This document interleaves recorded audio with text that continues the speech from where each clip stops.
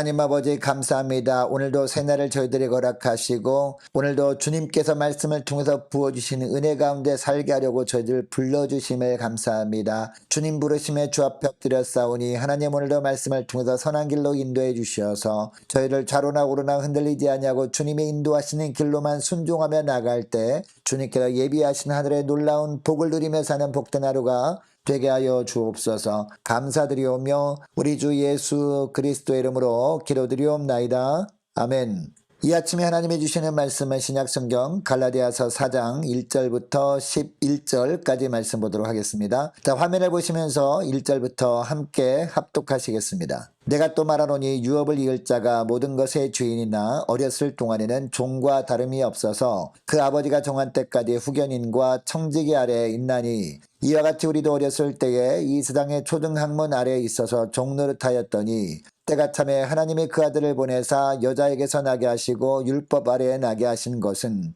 율법 아래에 있는 자들을 속량하시고 우리로 아들의 명분을 얻게 하려 하심이라. 너희가 아들이므로 하나님이 그 아들의 영을 우리 마음 가운데 보내사 아빠 아버지라 부르게 하셨느니라. 그러므로 내가 이후로는 종이 아니요 아들이니 아들이면 하나님으로 말미암아 유업을 받을 자니라. 그러나 너희가 그때는 하나님을 알지 못하여 본질상 하나님이 아닌 자들에게 종노릇하였더니 이제는 너희가 하나님을 알 뿐 아니라 더욱이 하나님이 아신 바 되었거늘 어찌하여 다시 약하고 천박한 초등학문으로 돌아가서 다시 그들에게 종노릇하려 하느냐. 너희가 날과 달과 절기와 해를 삼가 지키니 내가 너희를 위하여 수고한 것이 헛될까 두려워하노라. 아멘. 할렐루야. 복된 하루가 또 밝았습니다. 오늘도 주님께서 말씀을 통해서 인도하신 대로 살아가심으로 말미암아 생명력이 넘치는 복된 하루가 되길 원합니다. 여러분, 하나님의 자녀답게 산다는 것이 어떤 것일까요? 죄의 종으로 살지 않고 예수 그리스도의 종으로 사는 것입니다.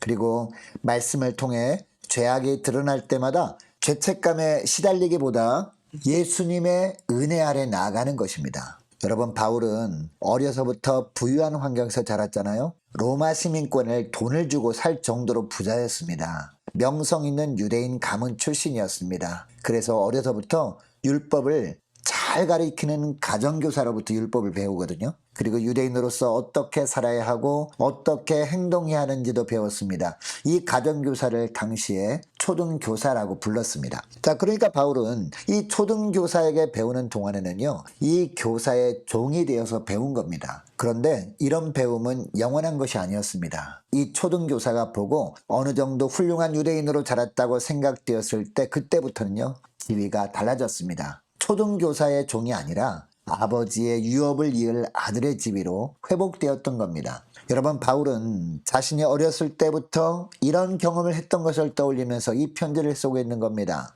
이것을 통해 이제는 죄의 종이 아니라 하나님의 자녀로서의 삶을 살라라고 하고 있는 겁니다. 율법의 종이 아니라 예수 그리스도의 종으로 살라라고 하고 있는 겁니다. 1절 말씀을 보시기 바랍니다. 내가 또 말하노니 유업을 이을 자가 모든 것의 주인이나 어렸을 동안에는 종과 다름이 없어서라고 합니다. 여러분이 본문에 나오는 유업을 이을 자는요, 상속자라는 뜻이거든요. 하나님께로부터 하나님 나라를 상속받을 자라는 겁니다. 여러분, 우리는 만세전부터 택함을 받은 자들 아닙니까? 하나님께서 천국을 상속해 주시려고 우리를 지명하여 부르셔서 하나님의 자녀 삼아 주신 겁니다. 그런데 어렸을 때, 즉 예수님을 인격적으로 영접하기 이전에는 종과 다름이 없었거든요. 이것을 3절에서 이와 같이 우리도 어렸을 때에 이 세상의 초등학문 아래에 있어서 종노릇하였더니 라고 하고 있습니다. 그런데 4절 말씀 보니까 때가 참에 라는 단어가 나옵니다. 여러분, 이 때는 언제를 말합니까?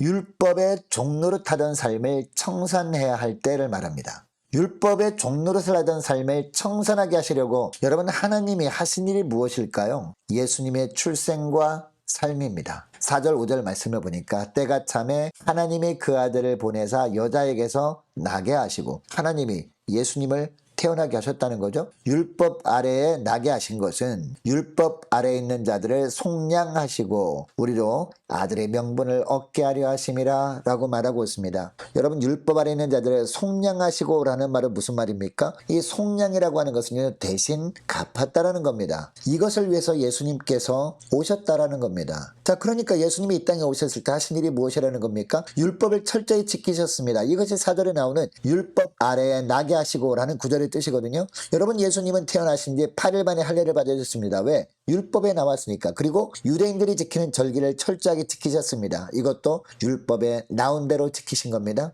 여러분, 예수님은 율법의 완성으로 이 땅에 오셨습니다. 그런데도 이처럼 이 땅에서 율법의 종노릇을 하며 살던 사람들처럼 예수님도 똑같이 율법을 지키신 이유가 무엇일까요? 율법의 완성으로 이 땅에 오셨다면 율법을 굳이 지키지 않아도 되지 않았을까요? 그런데도 똑같이 율법을 지키셨습니다. 그 이유가 무엇이냐는 겁니다. 자, 5절 하반절 말씀을 보니까 우리로 아들의 명분을 얻게 하려 하심이라 라고 합니다. 여러분, 온전히 율법대로 산 사람만이 하나님의 자녀가 될 수 있다면 아마 이 땅에서 하나님의 자녀가 될 사람은 단 한 사람도 없을 겁니다. 왜냐하면 야고보서에 보면요, 온 율법을 지키다가 단 하나에 거치면 다 범한 자가 된다라고 하고 있기 때문입니다. 그리고 로마서에서도 보면 모든 사람이 죄를 범하였다라고 하고 있기 때문이에요. 그러므로 완벽하게 율법을 지킨 사람만이 구원받을 수 있다면, 이런 사람만이 하나님의 자녀가 되는 것이라면 우리에게는 아무런 소망이 없습니다.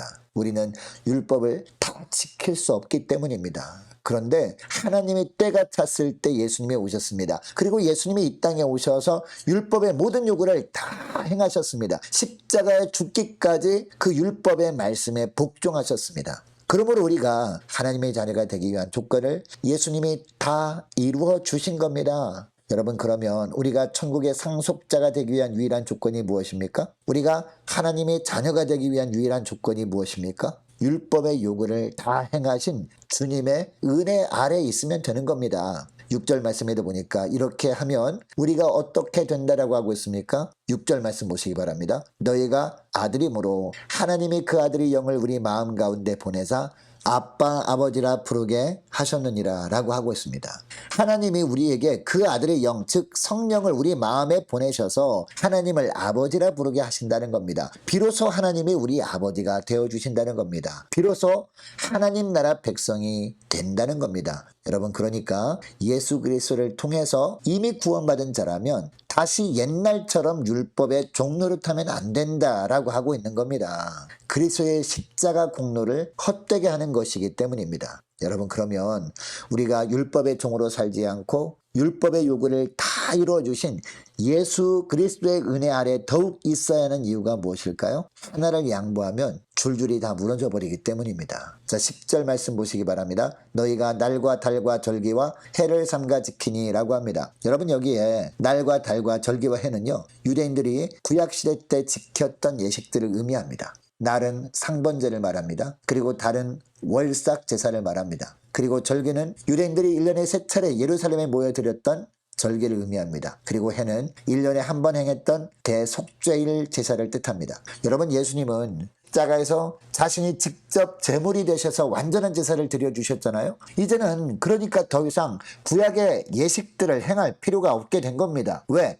온전한 제사를 예수님께서 십자가에서 이미 다 드려주셨기 때문에 단지 주님의 은혜에 감사하면서 주님이 부활하신 첫날 주일날 함께 모여서 부활을 기념하는 주일 예배를 드리면 되게 되었습니다.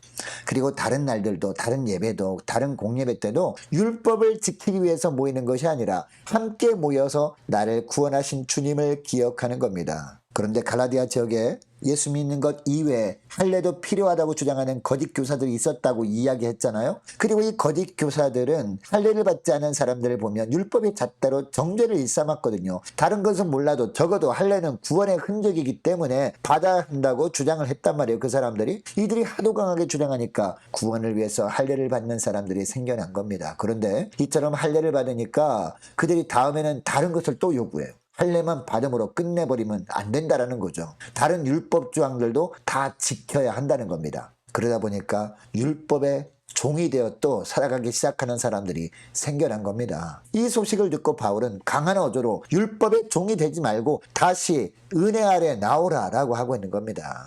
여러분, 오늘날도 보면 많은 그리스도인들이 자기는 은혜 아래 산다고 말은 하면서도 삶을 보면 율법 아래 사는 모습들을 봅니다. 율법은 정죄하는 역할을 합니다. 여러분, 우리는 물론 하나님의 자녀로서 하나님의 법인 말씀을 기준으로 살아야 합니다. 문제는 완벽하게 말씀이 요구대로 살 수는 없는 존재라는 겁니다. 그래서 날마다 우리의 삶을 돌아보면 어떻습니까? 말씀대로 살지 못한 부분들이 막 생각이 납니다. 이때 구원받은 하나님의 자녀라면 어떻게 해야 할까요? 빨리 하나님 앞에 나아가 엎드리는 겁니다. 주님 앞에 나의 연약함을 고백하는 겁니다. 그리고 온전하게 말씀의 요구대로 살아내신 예수님의 은혜 아래로 나아가는 겁니다. 그러면 성령께서 우리에게 다시 힘을 주셔서 아직 부족하지만 새롭게 말씀을 기준으로 살 마음을 주시고 또 한 걸음씩 그런 믿음의 삶을 살게 하시는 겁니다. 이렇게 사는 것이 예수 그리스도의 종으로 사는 겁니다. 여러분, 이것을 기억하시고 늘 말씀을 가까이 하는 저와 여러분 될 수 있기를 원합니다. 말씀이 우리의 죄악을 드러내실 때마다 죄책감에 시달리기보다 더욱 예수 그리스도의 십자가 은혜에 붙들려 살아가므로